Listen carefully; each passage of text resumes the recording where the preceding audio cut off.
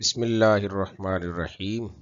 عزیز طلبہ و طالبات، آن لائن اردو لیکچرز کے سلسلے میں آج ہم کلاس نحم کے پہلے سبق سیرت سرور دو عالم صلی اللہ علیہ وسلم کے حصہ اول کا مطالعہ کریں گے۔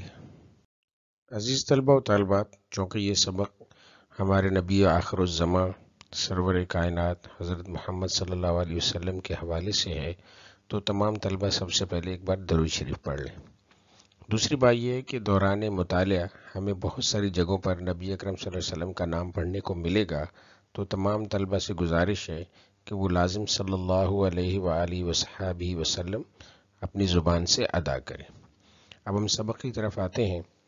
سبق کا نام ہے سیرت سرور عالم صلی اللہ علیہ وآلہ وصحبہ وسلم۔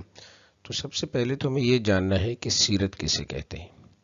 سیرت کے جو لغوی معنی یعنی لفظی معنی ہے وہ طریقہ کار، حالات یا حالت، کردار، خصلت، عادت اور انداز کے ہیں۔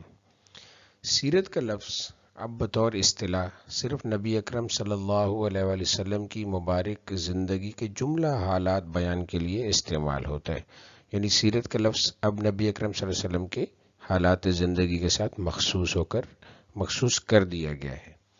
اب ہم یہ سبق جب پڑھیں گے تو اس کی تدریس یعنی مطالعے کے بعد ہم اس قابل ہو جائیں گے کہ نبی کریم صلی اللہ علیہ وسلم کی سیرت اطہر یعنی آپ کی جو پاکیزہ سیرت ہے اس کے مختلف پہلوؤں کو جان سکیں۔ بھی آپ کی زندگی، آپ کے کردار، آپ کی حالت یا جو بھی آپ کا انداز تھا زندگی گزارنے کا، ہم اس کے بارے میں جان سکیں گے۔ دوسرا یہ کہ نبی کریم صلی اللہ علیہ وآلہ وصحبہ وسلم کی حیات طیبہ جس ترتیب و توازن کی اعلیٰ ترین مثال تھی، اس سے آگاہ ہو سکے۔ ترتیب مطلب ایک تسلسل ہے آپ کی زندگی میں، اور توازن مطلب بیلنس ہے، یعنی اعتدال ہے، میانہ روی ہے، یا کوئی بہت زیادہ کمی نہیں یا بہت زیادہ زیادتی نہیں ہے۔ تیسرا یہ شبلی نعمانی کے ہاں۔ شبلی نعمانی کون ہے؟ یہ سبق کے مصنف ہیں، بہت بڑے مورخ ہیں، نقاد ہیں، شاعر ہیں، یعنی اردو ادب میں ان کا بہت بڑا نام ہے، اور دین اسلام کے حوالے سے بھی ان کی بہت بڑی خدمات ہیں۔ تو ان کے ہاں تاریخ یعنی ہسٹری، عقیدت اور ادب کے درمیان ہم آہنگی مطلب مطابقت کے تصور سے آشنا ہو سکیں، یعنی ان کے ہاں یہ جو تینوں چیزیں ہیں انہوں نے جو مطابقت اختیار کی ہے وہ ہم جان سکیں گے۔ اور چوتھا سیرت نگاری کے فن سے روشناس ہو سکیں گے۔ سیرت نگاری کیا ہے؟ یعنی اس نبی کریم صلی اللہ علیہ وسلم کے حالات زندگی کو لکھنا بھی عام کام نہیں ہے۔ تو اس کے ویسے تو جو بڑے بڑے علماء اور حکماء ہیں انہوں نے بہت سے اصول بیان کیے ہیں، کوئی 25-30 یا اس سے بھی زیادہ ہو سکتے ہیں، تو میں نے 4-5 یہاں پہ بیان کیے ہیں کہ نبی کریم صلی اللہ علیہ وسلم کی سیرت کے حوالے سے جو شخص بھی آپ کی حالات زندگی رکھتا ہے اس کو جن چیزوں کا خاص طور پر یا جن اصولوں کا سب سے پہلے مطالعہ کرنا پڑتا ہے وہ یہ ہے کہ پہلا اصول ہے قرآن مجید، دوسرا اصول تفسیر قرآن، تفسیر مطلب یعنی قرآن کی جو مفہوم ہے اور پھر آگے اس کی تشریح وغیرہ، تیسرا اصول علم حدیث، چوتھا اصول شمائل نبی صلی اللہ علیہ وسلم، اور پانچواں اصول علم مغازی و سرایا، معاہدات و مکاتب، یعنی آپ نے جو معاہدے کیے، جو خطوط لکھے، جو جنگیں لڑیں، جو غزوے جس میں بذات خود گئے اور جن میں خود نہیں گئے بلکہ لشکر بھیجے۔ تو یہ تمام چیزیں اور اس کے علاوہ بھی بہت ساری چیزیں ہیں جن کو مد نظر رکھ کر پھر آپ صلی اللہ علیہ وسلم کی سیرت جو ہے وہ لکھی جاتی ہے۔ تو یہ سبق کے پڑھنے سے ہمیں یہ بھی اندازہ ہوگا کہ سیرت نگاری کا جو فن ہے وہ کیا ہے۔ عزیز طلبہ، آئیے اب ہم سبق کا مطالعہ شروع کرتے ہیں۔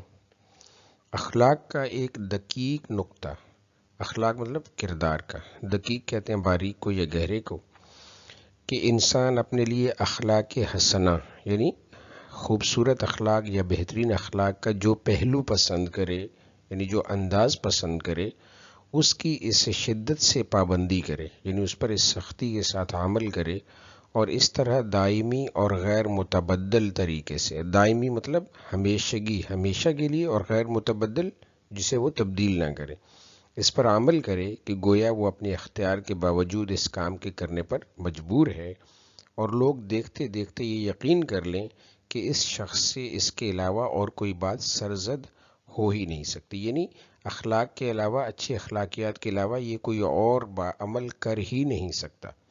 گویا اس سے یہ افعال اس طرح صادر ہوتے ہیں جیسے آفتاب سے روشنی، افعال کہتے ہیں کاموں کو، آفتاب سے روشنی، سورج سے روشنی، درخت سے پھل اور پھول سے خوشبو، کہ یہ خصوصیات ان سے کسی حالت میں الگ نہیں ہو سکتی۔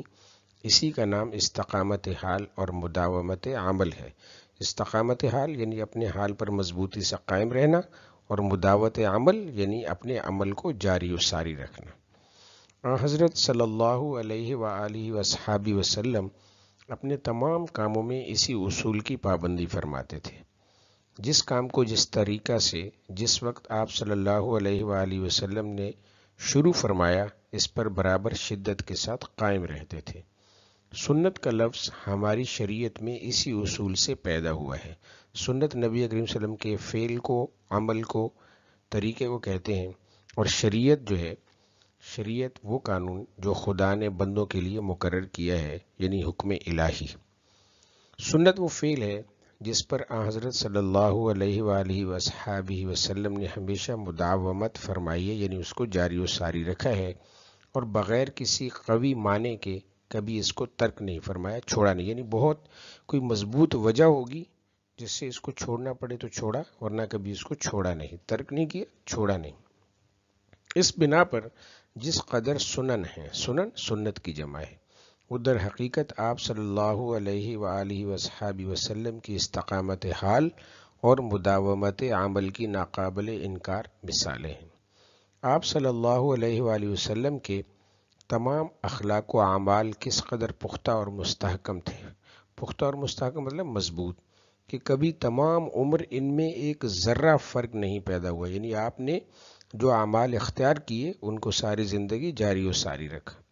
ایک دفعہ ایک شخص نے حضرت صلی اللہ علیہ وآلہ وصحابہ وسلم کے عبادت و اعمال کے متعلق حضرت عائشہ رضی اللہ عنہا سے دریافت فرمایا کہ کیا آپ صلی اللہ علیہ وآلہ وصحابہ وسلم کسی خاص دن یہ کرتے تھے؟ انہوں نے جواب دیا، لا کان عملہ دیما، لا کان عملہ دیما، یعنی آپ کا کوئی عمل ایسا نہ تھا جو دائمی نہ ہو یا مستقل نہ ہو۔ آپ صلی اللہ علیہ وآلہ وسلم کا عمل جھڑی ہوتا تھا۔ جھڑی مطلب تسلسل کے ساتھ برسنے والی جو بارش ہے اس کو جھڑی کہتے ہیں، یعنی جس طرح بادل کی جھڑی برسنے پر آتی ہے تو نہیں رکتی، اسی طرح آپ صلی اللہ علیہ وآلہ وصحابہ وسلم کا حال تھا کہ جو بات ایک دفعہ آپ صلی اللہ علیہ وآلہ وصحابہ وسلم نے اختیار کر لی، ہمیشہ اس کی پابندی کی۔ آپ صلی اللہ علیہ وآلہ وصحابہ وسلم نہایت نرم مزاج، خوش اخلاق اور نیکو سیرت ہے۔ نیکو سیرت مطلب نیک سیرت۔ آپ صلی اللہ علیہ وآلہ وصحابہ وسلم کا چہرہ ہنستا تھا، وقار و متانت سے گفتگو فرماتے تھے۔ متانت مطلب سنجیدگی کے ساتھ، بڑے وقار کے ساتھ، کسی کی خاطر شکنی نہیں کرتے تھے، یعنی کسی کا مطلب وہ حوصلہ نہیں توڑتے تھے۔ معمول یہ تھا، یعنی عادت یہ تھی کہ کسی سے ملنے کے وقت ہمیشہ پہلے خود سلام اور مصافحہ فرماتے تھے۔ مصافحہ مطلب ہاتھ ملانا۔ کوئی شخص جھک کر آپ صلی اللہ علیہ وآلہ وسلم کے کان میں کچھ بات کہتا تو اس وقت تک اس کی طرف سے رخ نہ پھیرتے جب تک وہ خود نہ منہ ہٹا لے۔ مصافحہ میں بھی یہی معمول تھا۔ معمول مطلب عادت تھی، یعنی کسی سے ہاتھ ملاتے تو جب تک وہ خود نہ چھوڑے اس کا ہاتھ نہ چھوڑ دے۔ مجلس میں بیٹھتے یعنی محفل میں تو آپ صلی اللہ علیہ وآلہ وصحابہ وسلم کے زانو مطلب گھٹنے کبھی ہم نشینوں سے آگے نکلے ہوئے نہ ہوتے۔ ایک دفعہ نجاشی کے ہاں سے ایک سفارت آئی۔ نجاشی جو حبشہ کا بادشاہ تھا اور آپ صلی اللہ علیہ وسلم کی دعوت پر اس نے اسلام قبول کر لیا تھا۔ ایک سفارت ہے یعنی اس کا سفیر آیا۔ آپ صلی اللہ علیہ وآلہ وصحابہ وسلم نے اس کو اپنے ہاں مہمان رکھا اور خود بنفس نفیس مہمانداری کے تمام کام انجام دیے، یعنی خود ان کی جو ہے وہ خاطر مدارت کرتے رہے۔ صحابہ اکرام رضی اللہ عنہم نے عرض کی کہ ہم یہ خدمت انجام دیں گے۔ ارشاد ہوا کہ ان لوگوں نے میرے دوستوں کی خدمت گزاری کی ہے، اس لیے میں خود ان کی خدمت گزاری کرنا چاہتا ہوں۔ مجالس صحبت میں لوگوں کی ناگوار باتوں کو برداشت فرماتے، ناگوار مطلب ناپسند باتوں کو، اور اس کا اظہار نہ کرتے۔ حضرت زینب رضی اللہ عنہا سے جب نکاح ہوا اور دعوت ولیمہ کی تو کچھ لوگ کھانا کھا کر وہیں بیٹھے رہے۔ اس وقت تک پردہ کا حکم نازل نہیں ہوا تھا اور حضرت زینب رضی اللہ عنہا بھی مجلس میں شریک تھیں۔ آپ صلی اللہ علیہ وآلہ وصحابہ وسلم چاہتے تھے کہ لوگ اٹھ جائیں، لیکن زبان سے کچھ نہیں فرماتے تھے۔ لوگوں نے کچھ خیال نہ کیا۔ آپ صلی اللہ علیہ وآلہ وصحابہ وسلم اٹھ کر حضرت عائشہ رضی اللہ عنہا کے حجرہ تک گئے، ان کے کمرے تک۔ واپس آئے تو اسی طرح مجمع موجود تھا۔ مجمع مطلب وہ لوگ جو بیٹھے ہوئے تھے، مجمع ویسے بیٹھنے کی جگہ کو کہتے ہیں، تو یہاں پہ موجود ہے، مطلب ہے کہ وہ ہجوم یا وہ گروہ، یعنی وہ لوگ وہیں پہ بیٹھے تھے۔ پھر واپس چلے گئے اور دوبارہ تشریف لائے۔ پردہ کی آیت اسی موقع پر اتری، یعنی جو قرآن میں پردے کا حکم ہے وہ اسی موقع پر جو ہے وہ آیت اتری تھی۔ کسی کی کوئی بات بری معلوم ہوتی تو مجلس میں نام لے کر اس کا ذکر نہیں کرتے تھے، بلکہ صیغہ تعمیم کے ساتھ فرماتے تھے۔ صیغہ تعمیم کیا ہے؟ یعنی ایسی بات جو عام ہو، یعنی سب لوگوں کے لیے ہو، اس بندے کا نام نہیں لیتے تھے۔ کیا فرماتے تھے کہ لوگ ایسا کہتے ہیں، بعض لوگوں کی یہ عادت ہے۔ یہ طریقہ ابہام اس لیے اختیار فرماتے تھے۔ ابہام مطلب غیر واضح، جو کلیئر نہ ہو، کہ شخص مخصوص کی ذلت نہ ہو، یعنی جس شخص کی وہ بات کر رہے ہیں اس کو جو ہے وہ اس کی جو ہے وہ بے عزتی نہ ہو جائے اور اس کے احساس غیرت میں کمی نہ آ جائے۔ باوجود اس کے کہ آپ صلی اللہ علیہ وآلہ وصحابہ وسلم کا ابر کرم ہر وقت برستا رہتا تھا، تاہم کسی کا بے ضرورت شدید سوال کرنا آپ صلی اللہ علیہ وآلہ وصحابہ وسلم پر سخت گراں ہوتا تھا، یعنی ان کو مطلب ناپسند تھا، ناگوار ہوتا تھا کہ بے ضرورت شدید، یعنی اس کو کوئی شدید ضرورت نہیں ہے لیکن پھر بھی وہ سوال کر رہا ہے، مانگ رہا ہے۔ ارشاد فرماتے تھے کہ اگر کوئی شخص لکڑی کا گٹھ پیٹھ پر لاد لائے، پیٹھ پر مطلب کمر پر، اور بیچ کر اپنی آبرو بچائے عزت بچائے، یعنی مانگے نہ، تو اس سے بہتر ہے کہ لوگوں سے سوال کرے۔ یعنی محنت مزدوری کرنے والا شخص مانگنے